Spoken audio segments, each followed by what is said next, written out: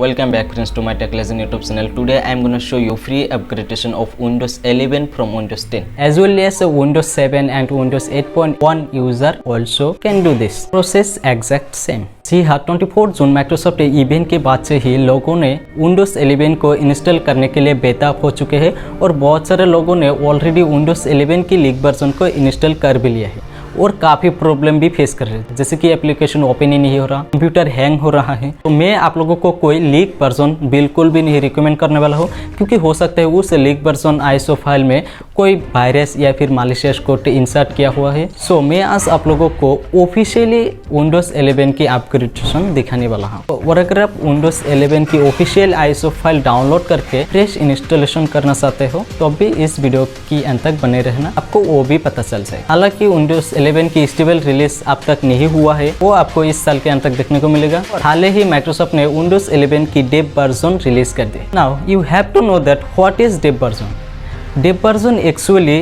Developers and ethical hackers के लिए publish किया जाता है, क्योंकि कोई भी ऑपरेटिंग सिस्टम रिलीज करने से पहले उसको बहुत टेस्टिंग एंड डिबगिंग करना होता है। इसीलिए माइक्रोसॉफ्ट ने विंडोज 11 की डेव वर्जन को रिलीज कर दिया है, ताकि डेवलपर्स और इथिकल हैकर्स ने विंडोज 11 की प्रॉब्लम्स एंड सिक्योरिटी बग्स को डिटेक्ट करके कंपनी को फीडबैक कर सके, और इससे इथिकल हैकर्स और डेवलपर्स को कंपनी से रिवॉर्ड भी मिलता है। तो वीडियो को शुरू करने से पहले आपको जानना ज़रूरी है कि विंडोज 11 के लिए सिस्टम रिक्वायरमेंट क्या होता है। तो विंडोज 11 के लिए सिस्टम रिक्वायरमेंट है minimum 4GB RAM with 64GB storage and minimum dual core with 1 GHz speed processor and most important that TPM 2.0। जी हाँ, आपका लैपटॉप या कंप्यूटर में TPM 2.0 मौजूद होना जरूरी होता है।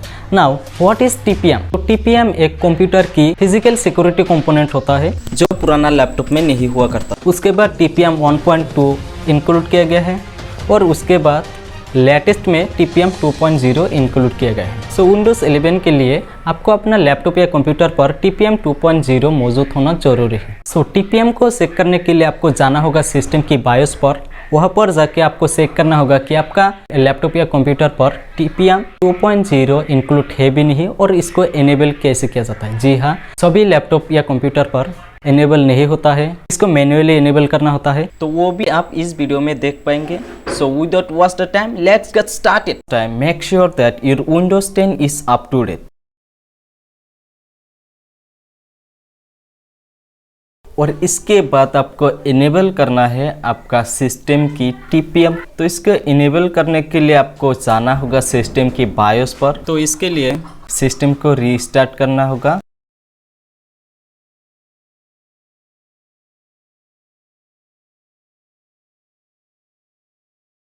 तो यहाँ पर आ गए हम सिस्टम की बायोस पर और यहाँ पर जाना है सिक्योरिटी पर। और सिक्योरिटी पर जाने के बाद यहाँ पर आप नीचे आके देख सकते हो TPM डिवाइस। यहाँ पर मेरे सिस्टम पर TPM डिवाइस को हाइड किया हुआ है, तो इसको पहले अनहाइड करते हैं। यहाँ पर अवेलेबल को सिलेक्ट करके इंटर प्रेस करते हैं और यहाँ पर आप देख सकते हो TPM स्टेट। हो सकते हैं आपका बायोस में थोड़ा यूज़र इंटरफेस अलग हो सकता है, पर प्रोसेस एग्जैक्टली सेम ही है।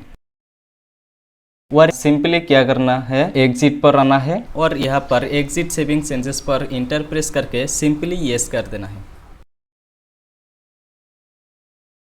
जैसे कि आप लोगों को पता ही है कि विंडोज 11 की स्टेबल रिलीज अभी तक नहीं हुआ है, सिर्फ डेप रिलीज ही हुआ है। तो डेप रिलीज इंस्टॉल करने के लिए आपको रजिस्टर करना है एज ए डेवलपर। जी हाँ, विंडोज ऑपरेटिंग सिस्टम में डेवलपर्स के लिए एक ऑप्शन दिया हुआ है जो है विंडोज इनसाइडर प्रोग्रामर। तो यहाँ पर आना है और यहाँ पर सिंपली गेट स्टार्टेड पर क्लिक करना है और यहाँ पर लिंक करना होगा आपका माइक्रोसॉफ्ट अकाउंट से। तो लिंक करने के लिए सिंपली प्लस बटन पर क्लिक करना है और यहाँ पर आप देख सकते हो मेरे पास ऑलरेडी 2 माइक्रोसॉफ्ट अकाउंट है। फिर भी आप लोगों के आसानी के लिए मैं तीसरा माइक्रोसॉफ्ट अकाउंट क्रिएट करके भी दिखाने वाला हूँ। माइक्रोसॉफ्ट अकाउंट क्रिएट करना उतना ही आसान है जितना कि गूगल अकाउंट क्रिएट करना है। और अगर आपके पास ऑलरेडी है तो सिंपली उससे साइन इन कर लेना। गेट न्यू ईमेल एड्रेस यहाँ पर क्लिक करना है।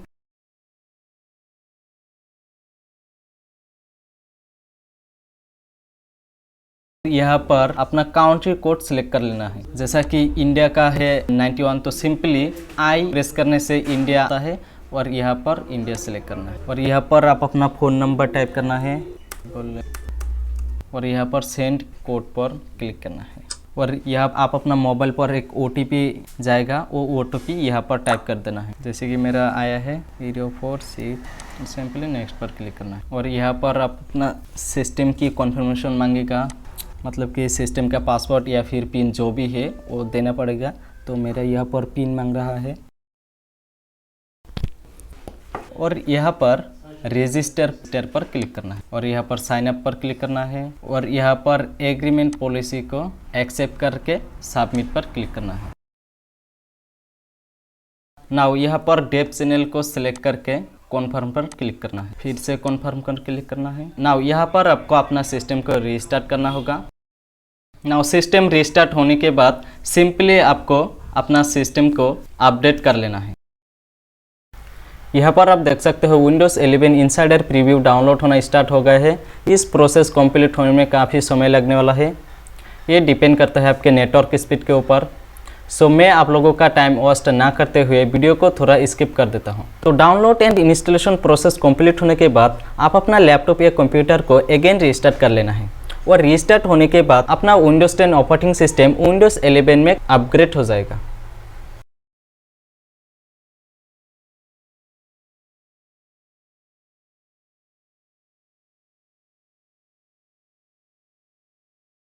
यहाँ पर आप देख सकते हो फाइनली विंडोज़ 10 विंडोज़ 11 में अपग्रेड हो चुके हैं। So how was the video? If this video is helpful for you then please like, share and subscribe my YouTube channel for regularly watch computer gigs, problem solutions and tech related videos. Next video में हम देखने वाले हैं कि Windows 11 को Windows 10 में कैसे downgrade किया जाता है, कि अगेन विंडोज़ 10 को कैसे रिकवर किया जाता है। So thanks for watching, see you in the next video.